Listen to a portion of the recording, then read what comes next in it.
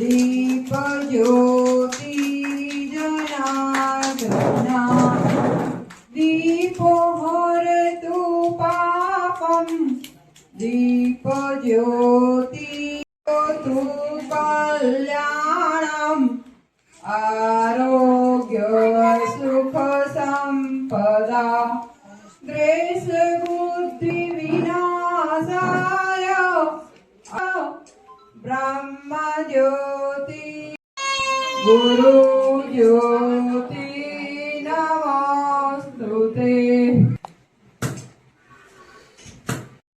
એટલે ઇમરજન્સીમાં સર આપનો ટાઈમ લેવો પડ્યો અને સાહેબે આપણને એમનો કિંમતી સમય ફાળવ્યો એ બદલ એમનો આભાર માનું છું. અને બીજું કે આજ જે આંગણવાડી બનાવી છે આટલી સરસ આંગણવાડી બની જાડેજા સાહેબનું એમના સન્માન માટે હું વિનંતી કરીશ સિક્યુરિટી અબડાસાને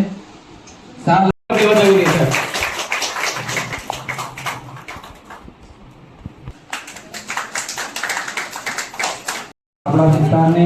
આપણા વાલી મંડળ તરફથી બધાનું એમનું સન્માન કરું છું. ઉદ્ઘાટન માટે સમગ્ર તાલુકાની ચિંતા કરે અને ત્રણેય તાલુકાની અંદર અબડાસા નખત્રાણા સૌથી મોટો વિસ્તાર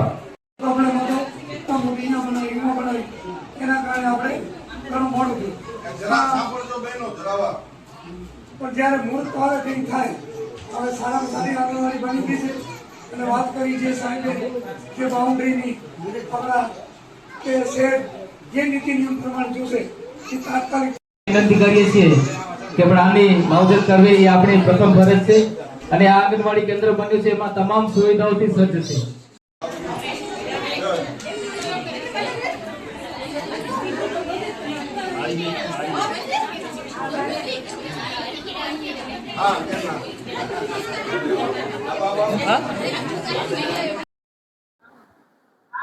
આજે અબડાસા વિસ્તારમાં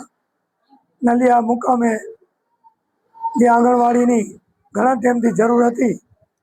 10 નંબરની એ આજે ઉદ્ઘાટન કરવાના પ્રસંગે આપણા તાલુકા પંચાયત પ્રમુખ જયેન્દ્રસિંહ તેમજ તાલુકા પંચાયત વિકાસ અધિકારી સરપંચશ્રી અમારા મહામંત્રી પરેશભાઈ તેમજ જિલ્લા પંચાયતના પ્રતિનિધિ રાજભાભાઈ તેમજ અમારા તાલુકાના સદસ્ય નિંદનીબેન અને તમામ કર્મચારી વર્ગ અને તમામ વાલીઓ અને બાળકો આ તમે આંગણવાડી જોઈ રહ્યા છો ખૂબ જ સુંદર છોકરાને એમ જ આવવાનું મન થાય અને 16 લાખ રૂપિયાને ખર્ચે આજે આંગણવાડી તૈયાર થઈ ગઈ છે. એના લોકાર્પણ પણ આજે કર્યું અને એવી જ 4 આંગણવાડી એક વીંઘાપેર એક ભીમપર અને એક સુથરી જે ઘણા ટાઈમથી કામ ચાલુ હતું એ અત્યારે સંપૂર્ણ થઈ ગયું અને આજે લોકાર્પણ કર્યું છે ફૂલ ફેસિલિટી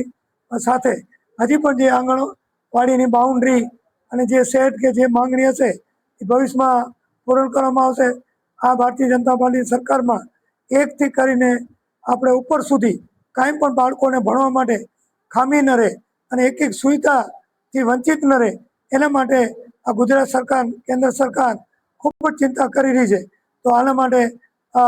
તમામ વાલીઓને ખાસ એટલી જ વિનંતી છે કે બાળકોને તમામ મોકલે ટાઈમસર મોકલે તો બાળકોને પૂરેપૂરો સરકારશ્રીનો ફાયદો મળે.